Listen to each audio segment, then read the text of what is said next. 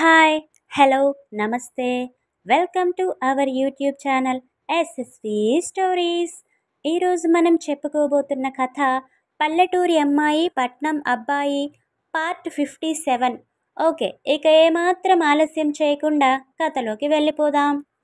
ఇంట్లో ఈ పాటికి ముహూర్తాలు కూడా పెట్టేసి ఉంటారా ఏంటి అని చాలా అసహనంగా భావిస్తూ ఉంటాడు విహాన్. ఇంట్లో తన పేరెంట్స్ తనతో చేసే మౌన పోరాటానికి ఎమోషనల్గా ఫీల్ అయ్యి హారికాతో పెళ్లికి ఒప్పుకున్నాడు. కానీ విహాన్కి ఆ పెళ్లి ఏమాత్రం ఇష్టం లేదు. విహాన్కి తన టేస్ట్కి తగ్గట్టు, ఈ జనరేషన్కి చెందిన అమ్మాయి, తనలానే మంచిగా చదువుకుని ఒక మంచి పొజిషన్లో ఉన్న అమ్మాయి, ఫ్యూచర్ తనకి బిజినెస్లో కూడా హెల్ప్ చేయగలిగే అంత టాలెంట్ ఉన్న అమ్మాయిని పెళ్లి చేసుకుని హ్యాపీగా లైఫ్ లీడ్ చేయాలి అన్నది కోరిక. తను పెళ్లి చేసుకోబోయే అమ్మాయి మరి బీసీ కాలంలో లాగా చీరలు, హాఫ్ శారీస్ అంటూ అమ్మమ్మలా కాకుండా ఈ జనరేషన్కి తగ్గ డ్రెస్సింగ్ స్టైల్ మెయింటైన్ చేస్తూ స్టైలిష్గా ఉండాలి అన్న ఆశ అతనిది. అలా తన లైఫ్ పార్ట్నర్ విషయంలో చాలా క్వాలిటీస్ ఉండాలి అని ఆశపడ్డ విహాన్కి ఇప్పుడు తను కలలు కన్న ప్రపంచం ఒక్కసారిగా మాయం అయిపోయినట్టుగా, తన కలలు అన్నీ కలలుగానే మిగిలిపోతున్నట్టుగా, ఇలలో జరిగేలా లేవని అనిపిస్తుండడంతో అతనికి చాలా ఇరిటేటింగ్గా అనిపిస్తుంది. ఎంత పోష్గా స్టైలిష్గా ఉండాలి అని కోరుకున్నాను నా లైఫ్ పార్ట్నర్ని, బట్ నాకు రాబోయే పార్ట్నర్ ఎలాంటిదిరా అంటే పోష్గా ఉండడం మాట పక్కన పెడితే పోష్ అనే వర్డ్కి స్పెల్లింగ్ కూడా రాని అమ్మాయి. నాకు ఈక్వల్గా కాదు కదా, నాలో సగం కూడా ఎడ్యుకేషన్ లేని అమ్మాయి. అప్సరస లాంటి అమ్మాయి కావాలి అనుకుంటే అప్పలమ్మని తెచ్చి నాకు అంటగట్టాలి అని చూస్తున్నారు నా పేరెంట్స్. ఏంటో, చిన్నప్పటి నుండి ప్రతి విషయంలో నా ఇష్టానికే వాల్యూ ఇచ్చిన నా పేరెంట్స్ నా లైఫ్లో మోస్ట్ ఇంపార్టెంట్ అయిన మ్యారేజ్ విషయంలో మాత్రం నా ఇష్టానికి, అభిరుచులకి ఏమాత్రం విలువ ఇవ్వకుండా నా ఫీలింగ్స్ని పక్కన నెట్టేసి ఎమోషనల్ బ్లాక్మెయిల్ చేసి మరీ ఆ పల్లెటూరి మొద్దుతో నా పెళ్లి జరిపించాలి అని విశ్వ ప్రయత్నాలు చేస్తున్నారు. ఆ పల్లెటూరి జిడ్డు మొహాన్ని పెళ్లి చేసుకుని నేనేం సుఖపడతానో ఏంటో. అన్నింట్లో అర్థం చేసుకునే నా తల్లిదండ్రులు ఒక్క మ్యారేజ్ విషయంలో మాత్రం ఎందుకు ఇంత స్ట్రిక్ట్గా ఉన్నారో అర్థం కావడం లేదు. అసలు ఆ జిడ్డు మొహంలో వీళ్ళకి అంతగా ఏం నచ్చిందో జిడ్డు మొహంది నాకు జిడ్డులా తగులుకుని వదలడం లేదు. ఏంటో వెధవ జీవితం. గట్టిగా పెళ్ళికి నో అని చెప్పలేను, అలా అని ఆ డర్టీ విలేజ్ గర్ల్ని హార్ట్ఫుల్గా పెళ్లి చేసుకోలేను. హో గాడ్, వాట్ ఈస్ దిస్? ఎందుకు నాకు ఇలాంటి సిచ్యువేషన్ క్రియేట్ చేశావు? నేను లండన్లో ఉన్నన్ని డేస్ ఎంత సాఫీగా హ్యాపీగా గడిచిపోయేలా చేశావు. రాక రాక ఇండియా వస్తే ఇలాంటి లంపటంలో పడేసి ఎందుకు నా బ్రెయిన్ ఫ్రై చేస్తున్నావు? నా హార్ట్కి హోల్ పడేలా చేస్తున్నావు. ఫారెన్లో చదువుకున్న నాకు పేడ పిసుక్కునే అమ్మాయికి పెళ్ళంట. చూస్తున్నావా నువ్వసలు? నీకు ఈ దారుణం కనిపించడం లేదా? ఇదెక్కడి న్యాయం స్వామి? నాకు ఆ పల్లెటూరి పిల్లకి అసలు ఏ ఒక్క విషయంలో అయినా మ్యాచ్ అవుతుందా చెప్పు? చిన్నప్పుడే జిడ్డు కార్చుకుంటూ అసహ్యంగా ఉండేది, ఇప్పుడు ఇంకా చండాలంగా తయారయ్యి ఉంటుంది. అలాంటి అగ్లీ గర్ల్ని ది గ్రేట్ విహాన్ వర్ధన్ పెళ్లి చేసుకోవాలి అంట.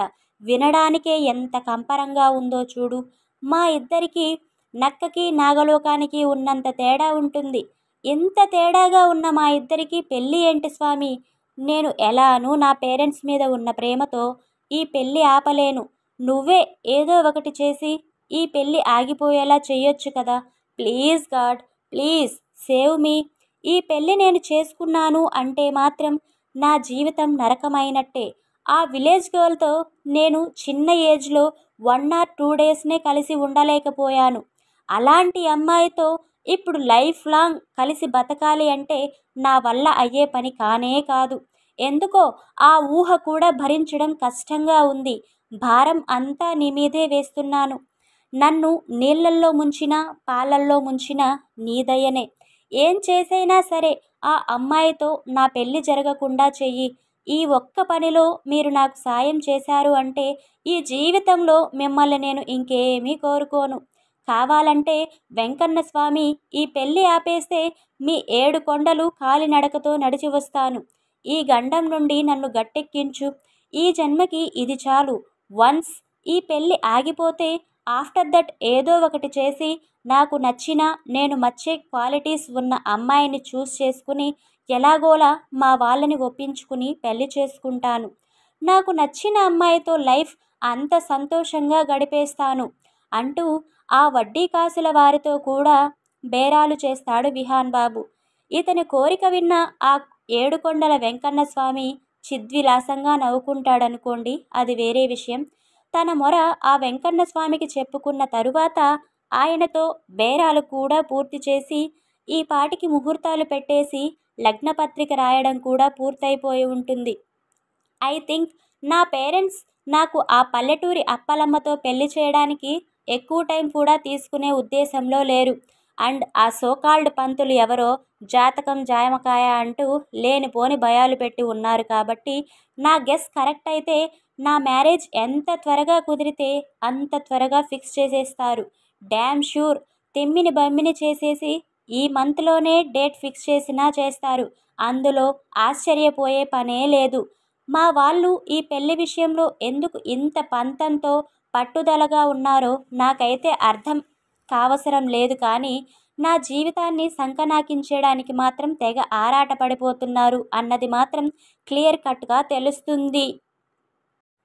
నన్ను ఇంకా ఈ సమస్య నుండి ఆ దేవుడే బయటపడేయాలి అనుకుంటూ చాలాసేపు ఆలోచించి చించి బుర్ర బద్దలు కొట్టుకుని లేని తలనొప్పిని కూడా కొని తెచ్చుకుంటాడు.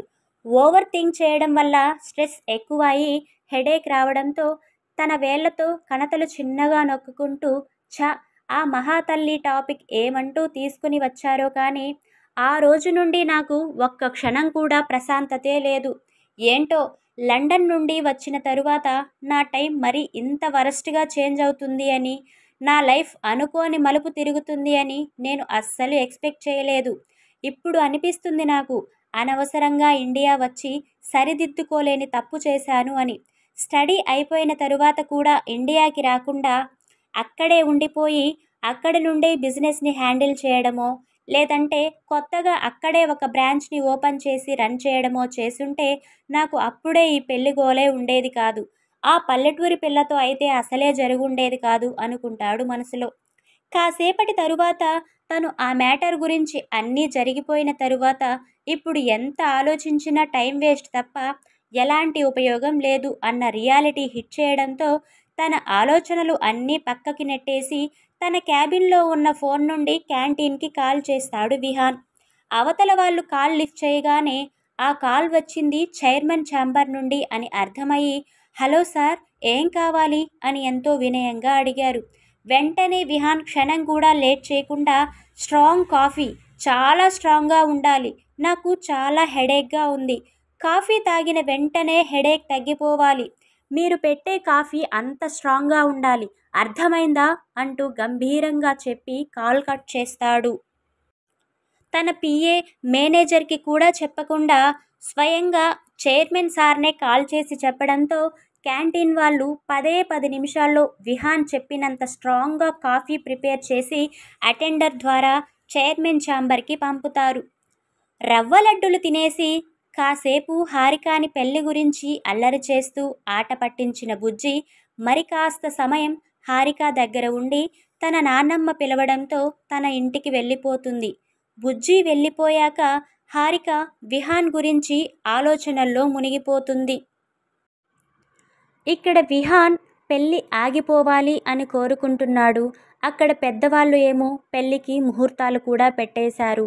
అసలు విహాన్తో హారిక పెళ్ళి జరుగుతుందా లేదా నెక్స్ట్ పార్ట్లో తెలుసుకుందాం. మీకు కనుక మన స్టోరీస్ నచ్చుతున్నట్టయితే please like, share, comment and subscribe.